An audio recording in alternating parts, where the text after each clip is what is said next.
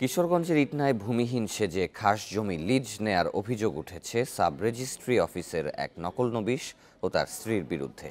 এতে বিপাকে পড়েছে ওই জমিতে দীর্ঘ ২০ বছর ধরে বসবাস করা ২০টি ভূমিহীন পরিবার। ঘটনাটি তদন্ত করে দ্রুত প্রয়োজনীয় ব্যবস্থা নেয়ার আশ্বাস দিয়েছেন জেলা প্রশাসক।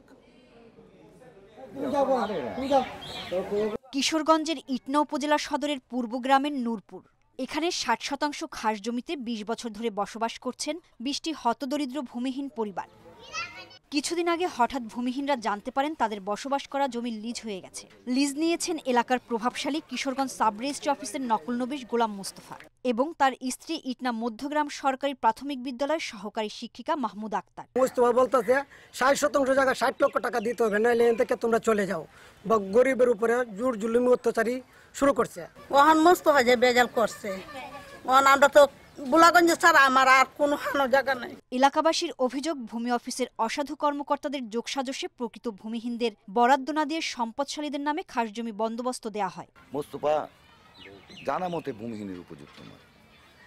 দ্বিতীয়ত, তার স্ত্রী যেহেতু সরকারি চাকরিজীবী, আমরা সাধারণ নিয়মে জানি যে কোনো সরকারি চাকরিজীবীর নামে ভূমিহীন হয় না।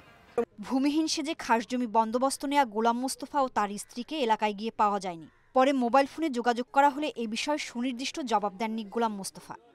এটা আইন বলতে পারে ভাই, এটা তো আমি জানি না। সঙ্গে তো আমি যখন আনছি তখন তো আমার ওয়াইফে চাকরি ছিল না, আর আমি তো অন্য কোনো চাকরি করি না। তবে তদন্ত করে দোষীদের বিরুদ্ধে ব্যবস্থা নেওয়ার আশ্বাস দিয়েছেন জেলা প্রশাসক।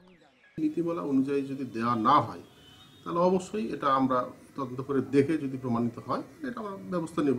তার লিজ বাতিল সহ অন্যান্য যে ব্যবস্থাগুলো আছে সেটা আমরা করব। প্রভাবশালীদের লিজ বাতিল করে প্রকৃত ভূমিহীনদের নামে বন্দোবস্ত দিতে সহকারী কমিশনারকে নির্দেশ দেওয়া হলেও বাস্তবায়ন হয়নি ৩ মাসেও। Independent news desk.